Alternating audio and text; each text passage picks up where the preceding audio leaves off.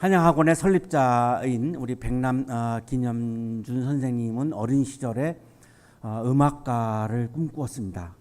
8살 때 슈베르트의 보리수를 불렀고, 그리고 8살 때 바이올린 유모레스크를 연주할 정도였으니까 굉장한 그런 천재성을 가지고 태어나셔서 아마도 제가 알기로는 음악 전공하지 않은 분으로서는 유일하게 베를린 필이 비가를 독일에서 연주했는데요. 아마 베를린 필이 연주한 곡 중에 음악 전공하지 않은 분이 곡이 아마 없지 않을까 제가 볼 때는. 그런데 정말로 하나님이 주신 그냥 천재성 가지고 그렇게 음악을 좋아하셨기 때문에 음악가를 꿈꾸는 건 너무나 자연스럽고 당연한 것이었습니다. 24살 때 이제 연희전문학교를 졸업을 하시면서 우리나라 최초로 바리톤 독창회를 했습니다. 우리나라 최초의 바리톤 독창회죠. 그때의 마음을 이렇게 쓰셨습니다. 1938년 6월 4일, 이날은 나에게 결코 잊을 수 없는 날이다. 음악에 대한 나의 꿈이 처음으로 세상에 펼쳐지던 날이요. 그토록 그리던 바리톤 독창회를 드디어 하게 되었다는 벅찬 감회가 뒤섞여 부풀어 오르는 흥분을 억누를 길이 없었다. 최초였기 때문에 당시 일간지에도 이렇게 기사화가 되어서 나왔을 정도였습니다. 당연히 이제 졸업을 하면 그 당시 연대에는 음대가 없었고, 그래서 합창단에 가서 이제 음악 활동도 하시고 현재명 선생님한테 개인적으로 사사도 받으시고 하시다가 졸업을 하면 당연히 이제 외국에 가서 음악을 공부할 그런 계획이었는데, 문제는 이제 그 당시 우리나라가 일제 식민지였습니다. 식민지를 살고 있는 이 조국을 도저히 이 청년 김염준 선생님이 버릴 수가 없는 겁니다. 나라를 잃어버리고 이렇게 우리가 노예를 살고 있는데 내가 이 나라를 버리고 어디를 갈 수 있을까? 이 발길이 떨어지지 않는 거죠. 그래서 유학을 포기하고 독립운동을 해야 되겠다고 결심을 하십니다. 어떻게 독립운동을 할까? 곰곰이 생각해 보니까 우리나라가 일제의 식민지를 살고 있는 것은 뭐 인문학이나 예술이 뒤져서가 아니고 하나입니다. 기술이 뒤떨어졌기 때문입니다. 일본은 총을 쏘는데 우리는 화살을 쏘고 있으니 이게 뭐 상대가 안 되는 거죠. 우리나라가 독립을 하기 위해서는 기술을 발달을 해야 한다라고 하는 것을 절실하게 이제 묵상하다가 이제 깨달으신 거죠. 독립하기 위해서는 기술의 발달이 필요하다. 그래서 널리 길게 내다보고 기술의 초석을 다지는 독립운동을 결심한 겁니다.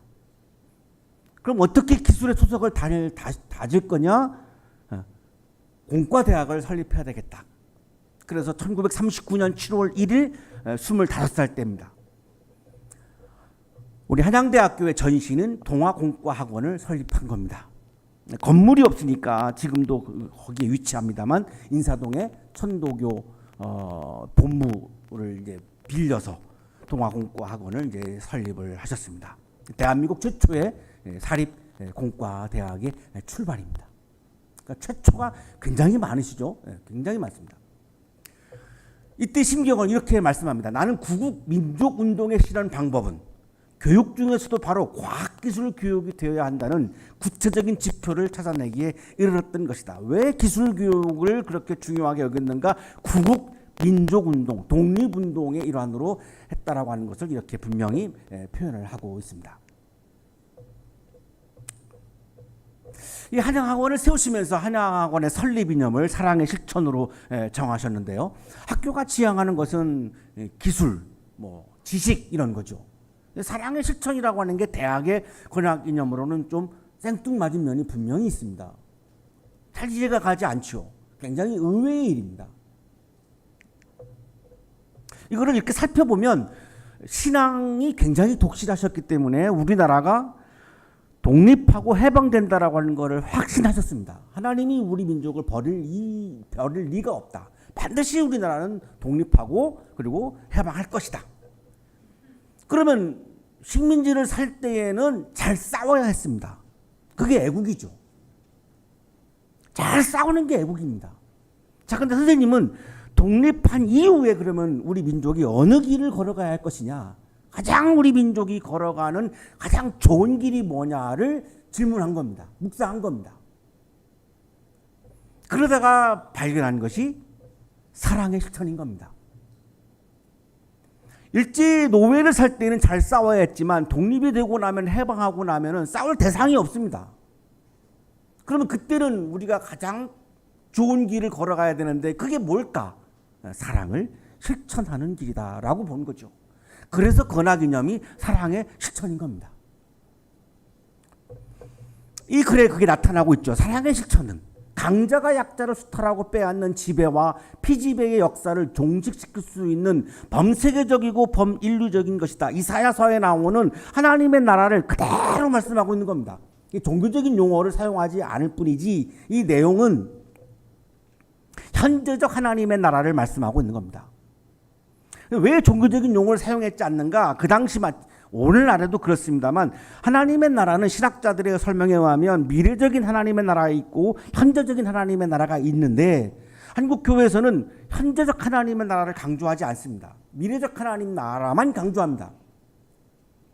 그래서 그거를 종교적인 용어가 아닌 일반적인 용어로 지금 이렇게 표현하고 계시는 건데 이거는 이사야서에 나오는 하나님의 나라를 그대로 말씀하고 있는 겁니다. 지배와 피지배가 없어서 독사굴에서 어린아이가 장난치고 사자와 토끼가 같이 뛰어놀고 하는 하나님의 나라를 말하고 있는 거죠.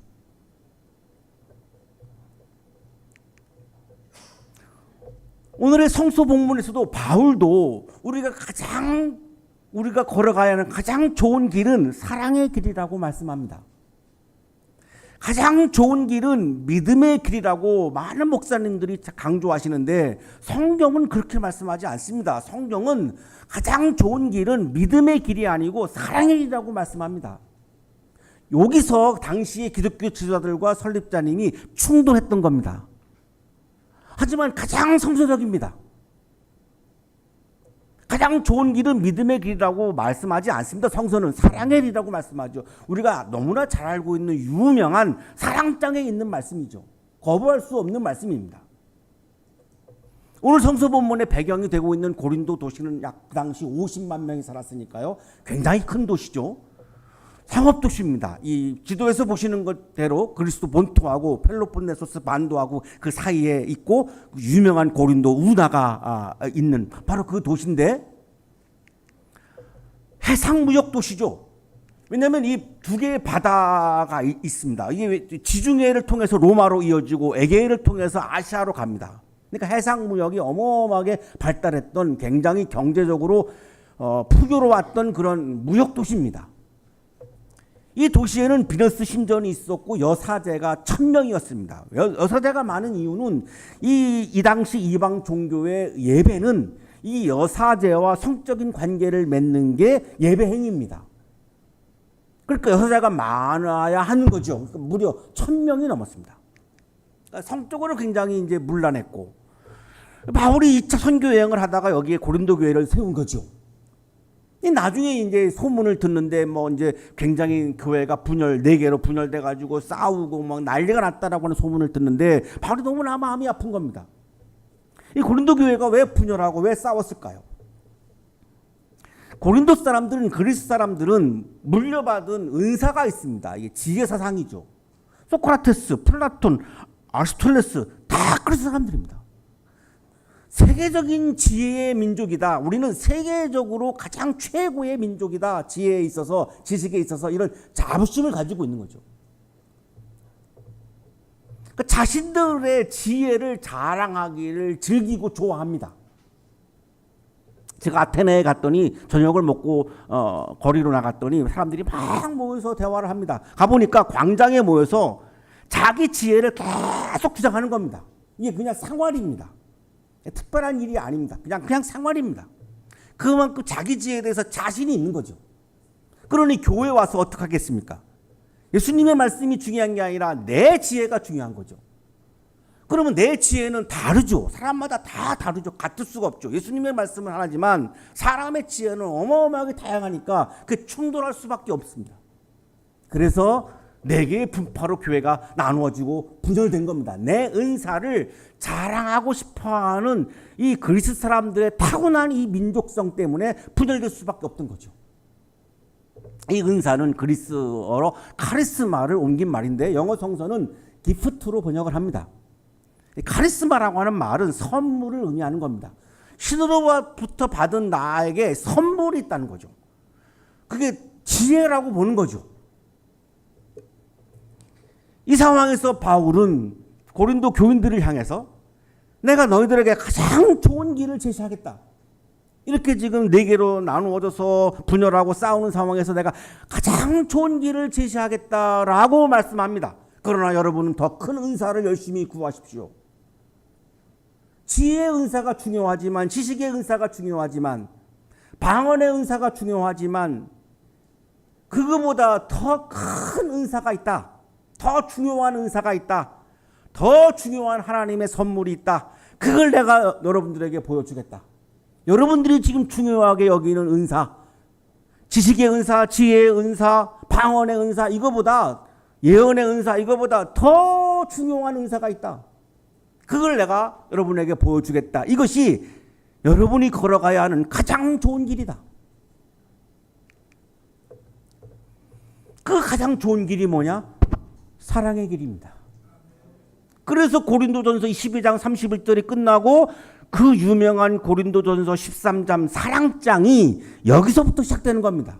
사랑장을 왜 바울이 말씀했냐면 가장 좋은 길을 제시하기 위해서 하신 말씀인 겁니다. 내가 사람의 모든 말과 천사의 말을 할 수 있을지라도, 방언의 은사에 대해서 이제 말씀 안 하는 건데, 그만큼 방언의 은사를 받은 분들이 이거를 자랑하고 드러내면서 교회를 분열시켰습니다. 그래서 방언의 은사부터 지금 이제 말씀을 하는 건데, 사람의 모든 말과 천사의 말을 할 수 있도록, 사람이 하는 방언과 천사가 하는 방언이 있다는 겁니다. 두 개의 방언이 있다는 거죠.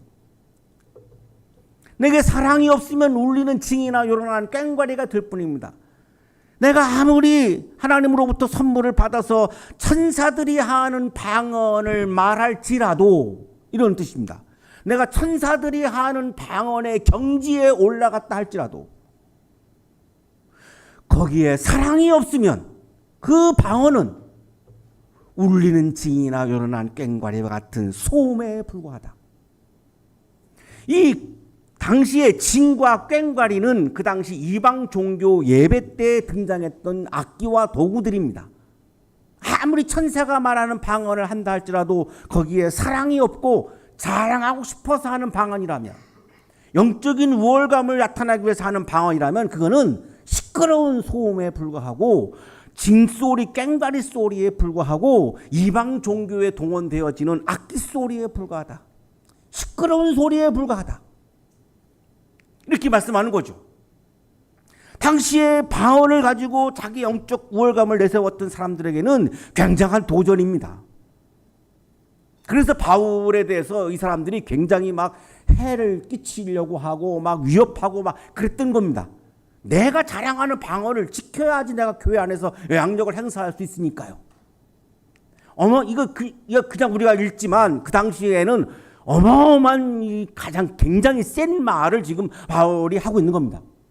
내가 예언을 하는 능력을 가지고 있을지라도. 자, 그 다음에는 이제 예언의 은사를 말씀하는 거죠. 또 모든 비밀과 모든 지식을 가지고 있을지라도 지식의 은사를 말씀하는 겁니다.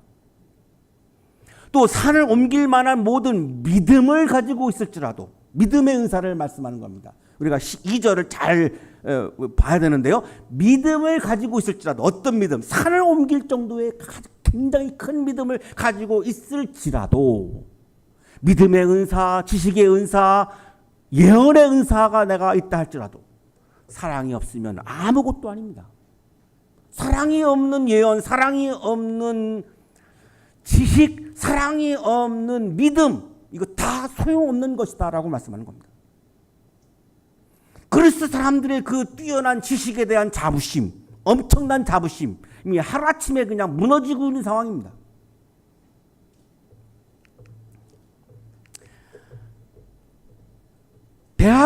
대학에서 아주 중요한 게 지식이죠. 지식을 훈련하는 곳이, 지성을 훈련하는 곳이, 최고의 지식을 훈련하는 곳이 대학입니다. 지식이 매우 중요하죠. 그런데 왜 우리 학교 설립 이념이 사랑의 실천이냐? 설립자님은 그걸 깨달은 거죠. 사랑이 담겨있지 않은 지식, 사랑이 담겨있지 않은 최고의 지식을 연마한 지식인, 최고의 지식을 습득한 한양인, 그런데 거기에 사랑이 없으면 우리 학교에서 연마한 그 지식은 사람들을 행복하게 하는 것이 아니라 사람들을 불행하게 할 것이다라고 하는 것을 깨달으신 겁니다. 그래서 대학의 권역 이념이 의외의 사랑의 실천인 겁니다. 아무리 뛰어난 지식, 우리 한양대학교 같은 들이 뛰어나죠. 지식적으로 뛰어납니다. 그러나 거기에 사랑이 없으면 그 지식은 인류를 행복하게 하는 지식이 아니라 인류를 해치는 지식이 될 수 있기 때문입니다. 그래서 사랑의 실천인 거죠. 내가 모두 소유를 나누어 줄지라도, 자, 이제 세 번째, 소유의 은사를 말씀하는 거죠. 물질도 하나님이 주시는 은사라고 말씀하는 겁니다. 물질의 은사를 받은 분이 있고 또 다른 은사를 받은 분이 있는 거죠. 근데 어떤 분은 소유의 은사를 받은 거죠. 물질의 은사를 받은 거죠. 그래서 그 물질을 어떻게 합니까? 나누어 줍니다. 내가 자랑 삼아 내 몸을 넘겨줄지라도, 이건 헌신을 말합니다. 어마어마한 열정을 가지고 헌신하는 분들이 있죠. 이것도 은사입니다. 아무리 물질을 나누어 주는 은사를 받았다 할지라도, 아무리 헌신하는 은사를 받았다 할지라도 사랑이 없으면 내게는 아무런 이로움이 없습니다. 그 소유를 나누어 주는 넉넉한 마음, 열정적인 뜨거운 마음, 거기에 사랑이 담겨 있지 아니하면 우리에게 아무런 유익이 없습니다. 아무 소용이 없는 물질의 나눔, 아무리 소용이 없는 열정적인 헌신이 되고 맙니다. 이렇게 말씀하는 거죠.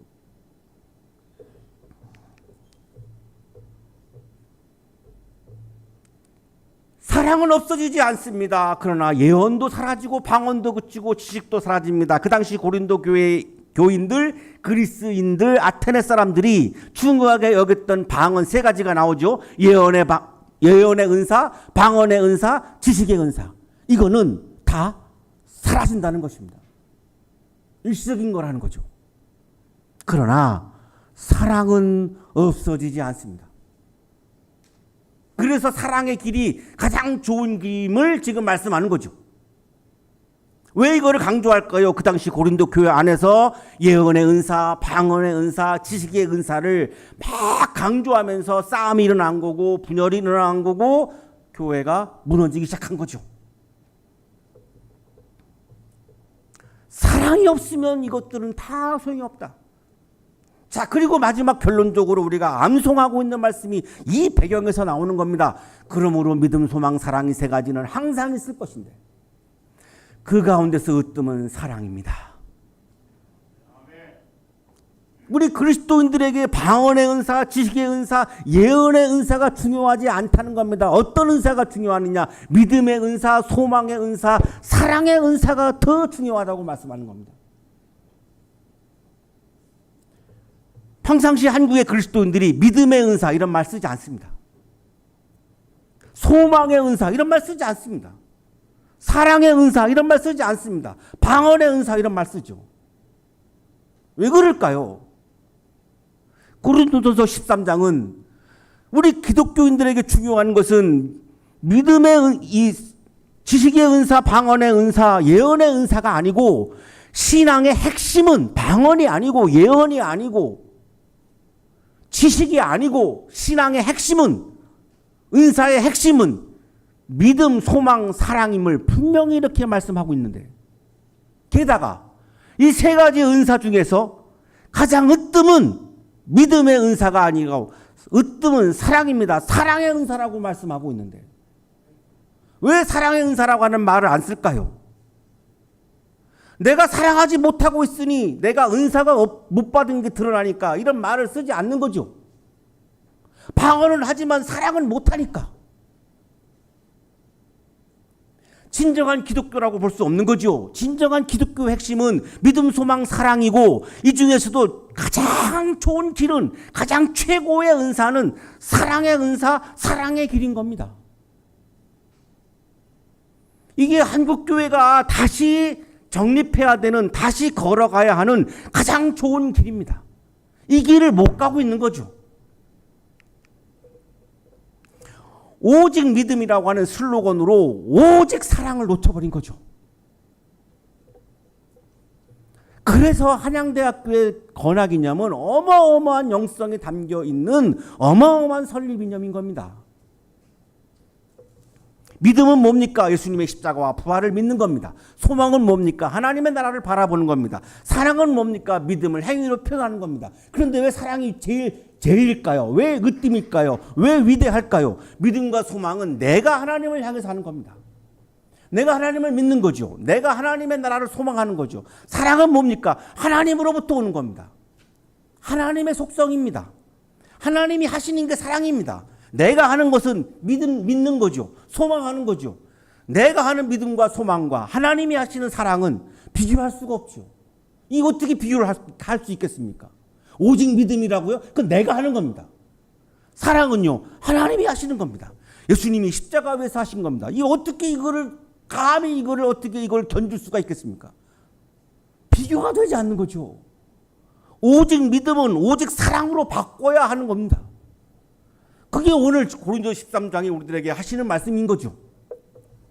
신약주석가 권영경 교수는 거룩함의 핵심은 사랑의 실천이라고 말합니다. 바울은 거룩한 삶을 미래 영생과 연결하는데 이 거룩함의 핵심에는 서로를 향한 사랑의 실천이 자리한다. 놀라운 설명이죠. 거룩함의 핵심은 믿음이 아니고 사랑의 실천이라고 이렇게 주장을 합니다. 백남 선생님도 왜 사랑의 실천이 가장 좋은 길이냐? 예수님이 걸어가신 길이기 때문이라고 말씀합니다. 놀랍죠? 이제 한 가지 살 길이 있다면 그것은 범우주적 사랑의 실천만이 있을 뿐이다. 그것이 구원주 그리스도의 길이다. 왜 사랑의 실천이 가장 좋은 길이라고 주장하셨냐면 그게 예수님이 걸어가신 길이기 때문이다라고 이렇게 분명히 설명을 하잖아요. 고린도전서 13장의 사상을 100% 이해하셨고 그 기반 위에 지금 이 말씀을 하고 있는 겁니다. 놀랍죠? 오늘은 우리 교회 창립 15주년을 기념하는 창립기념주일입니다. 창립기념주일을 맞이해서 우리는 예수님께서 걸어가신 가장 좋은 길, 동시에 한양대학교 건약이념인 사랑의 실천을 오늘 고린도서 13장을 통해서 묵상하고 있습니다. 오늘 교회력으로는 성령 강림절입니다. 성령의 열매 중에 첫 번째가 뭔가요? 방언이 아닙니다. 성령의 열매 중에 첫째는 사랑이라고 말씀합니다. 갈라디아서 5장 22절에 그러나 성령의 열매는 사랑과 이렇게 시작합니다. 성령 충만한 사람은 어떤 사람입니까? 방언하는 사람이 아니라 사랑을 실천하는 사람입니다. 사랑을 실천하는 사람이 가장 성령 충만한 사람인 겁니다. 그러니 우리나라 대학에서 가장 성령이 충만한 대학생들이 어느 학교 학생일까요? 한양대학교 학생들이 가장 성령 충만한 학생들입니다. 아멘 안 하신 분들은 뭐 좀 기분이 나쁘십니까? 다른 대학 나오셔서? 오늘 성령 강림절을 맞아서 오늘 우리가 세례식을 합니다. 예수님께서 세례를 통해서 성령을 경험하십니다. 세례를 받으실 때 성령이 내려옵니다. 조기현 교수는 예배학자 조기현 교수는 예수님께서 받으신 세례는 성령을 설명하시면서 성령과 아주 밀접하다고 강조합니다. 예수께서 받으신 세례와 기독교의 세례는 공히 성령의 강림 및 하나님의 아들됨이라는 의미를 내포하고 있다는 점이다. 예수님께서 받으신 세례는 성령을 경험했고 하나님의 나라를 경험한 세례입니다. 성령을 경험했기 때문에 그 성령의 능력으로 3년 동안 사랑을 실천하는 사역을 하신 겁니다. 그 클라이막스가 어디입니까? 십자가입니다.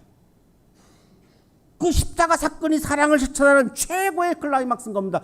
어떻게 그걸 가능했을까요? 세례받을 때 경험한 성령의 능력으로 그렇게 하신 겁니다. 그래서 우리 교회는 성령 강림절 오늘 세례식을 하는 겁니다.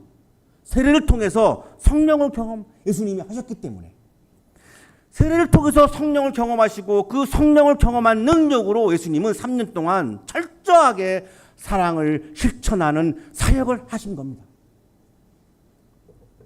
우리는 현재 어느 길을 걸어가고 있습니까? 우리가 걸어가야 하는 가장 좋은 길은 어떤 길입니까? 예수님께서 걸어가신 길, 사랑을 실천하는 길입니다. 어떻게 사랑을 실천하는 길이 걸어갑니까? 우리가 이기적인데 어떻게 그 길을 걸어갑니까? 성령이 충만할 때 가능한 것입니다. 어떻게 성령을 경험할 수 있습니까? 여러 가지가 있습니다만 그 중에 하나가 세례식입니다. 그래서 오늘 세례식 뒷부분에 세례 갱신식을 또 합니다. 우리가 세례 받을 때를 다시 한번 기억하는 시간을 갖습니다. 왜? 그 세례가 우리가 성령을 경험한 시간이기 때문에 그렇습니다. 사랑을 실천하는 길에서 예수님을 만날 수 있습니다. 사랑을 실천하는 길에서 하나님의 나라를 경험할 수 있습니다. 사랑의 실천을 통해 예수님을 만나는 기쁨과 하나님 나라의 기쁨을 경험하는 여러분의 삶이 되시기를 간절히 축원합니다.